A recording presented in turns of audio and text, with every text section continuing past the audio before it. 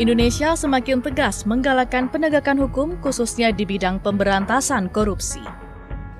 Setiap tahunnya, puluhan perkara korupsi ditangani lembaga penegak hukum maupun Komisi Pemberantasan Korupsi (KPK). Sehingga tak sedikit pula kerugian negara yang diselamatkan lembaga anti rasuah ini dan dikembalikan ke pemerintah pusat maupun daerah. Sebagai lembaga hukum independen, masyarakat menaruh harapan besar kepada KPK agar bebas dari intervensi dari kepentingan maupun kekuasaan berbagai pihak, meski tetap bergandeng tangan dengan semua elemen negara. Undang-Undang Nomor 30 Tahun 2002 menegaskan, Komisi Pemberantasan Korupsi wajib mengutamakan peran sebagai mekanisme pemicu yang mendorong pemberantasan korupsi seluruh elemen penegak hukum di Indonesia berjalan lebih efektif, efisien, dan sinergis.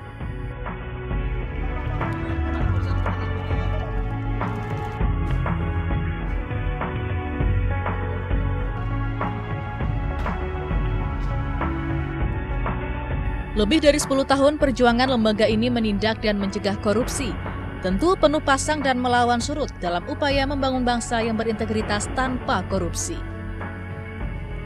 Tak sedikit upaya dari berbagai pihak menggoyahkan KPK, namun tak mudah pula mengecilkan peran KPK. Trigger supaya kelompok yang lain atau penegak hukum yang lain kemudian bergerak.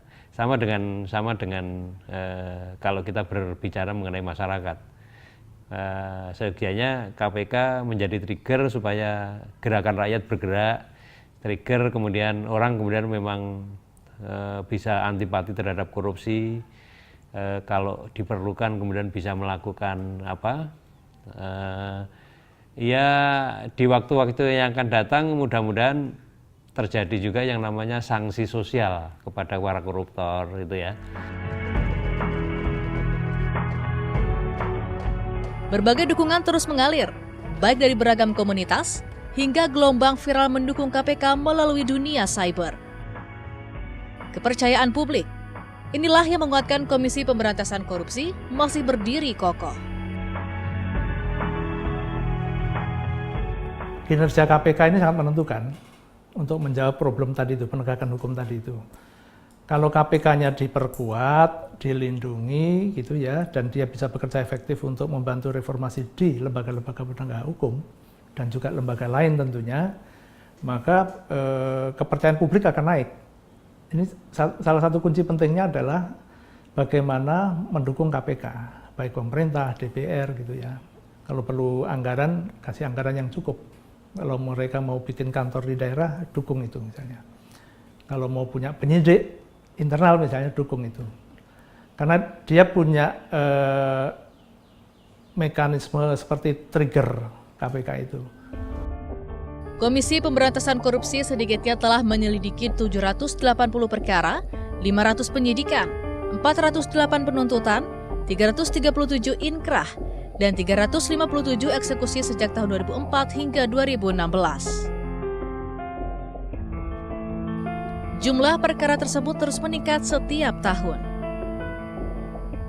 Sementara, penyelamatan uang negara dalam 3 tahun terakhir mencapai 1,3 triliun rupiah yang telah dikembalikan ke kas negara dalam bentuk penerimaan negara bukan pajak (PNBP). Perkembangan korupsi yang tak kunjung surut, yang diimbangi dengan upaya Komisi Pemberantasan Korupsi serta lembaga hukum dalam memberantas korupsi, setidaknya menaikkan posisi Indonesia dalam Indeks Persepsi Korupsi tahun 2016, Corruption Perception Index.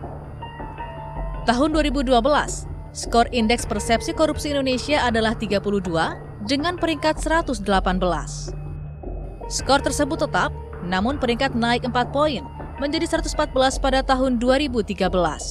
Sementara tahun 2014, skor Indonesia naik menjadi 34, dengan peringkat naik 7 poin menjadi 107.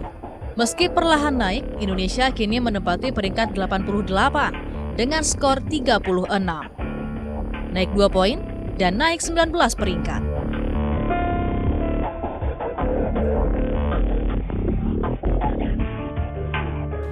Nah, sekarang posisi Indonesia di mana di tahun terakhir ini dibandingkan misalnya negara-negara ASEAN ya. Dibandingkan negara-negara ASEAN, posisi kita di tengah-tengah ya. Kalau ada 10 negara anggota, kita ada di tengah-tengah. Prestasi ini tentu tak lepas dari upaya kerjasama dengan berbagai pihak dalam upaya menekan angka korupsi di tanah air. Tak hanya fokus pada penindakan, Komisi Pemberantasan Korupsi kini semakin gencar menekan angka korupsi melalui upaya pencegahan. KPK meyakini, dengan melibatkan partisipasi publik, akan meningkatkan efektivitas pemberantasan korupsi. Masyarakatlah sebagai agen perubahan dalam menyebarkan pesan anti korupsi melalui beragam gerakan sosial masyarakat. Pertama, kalau kita pengen mendorong masyarakat luas ikut berpartisipasi dalam mencegah dan melakukan pemberantasan korupsi, kita kemudian di hari ini memperkenalkan yang namanya banyak komunitas kita bangun, ya. Kemudian kita sudah masuk ke sekolah-sekolah, ada kurikulum anti korupsi.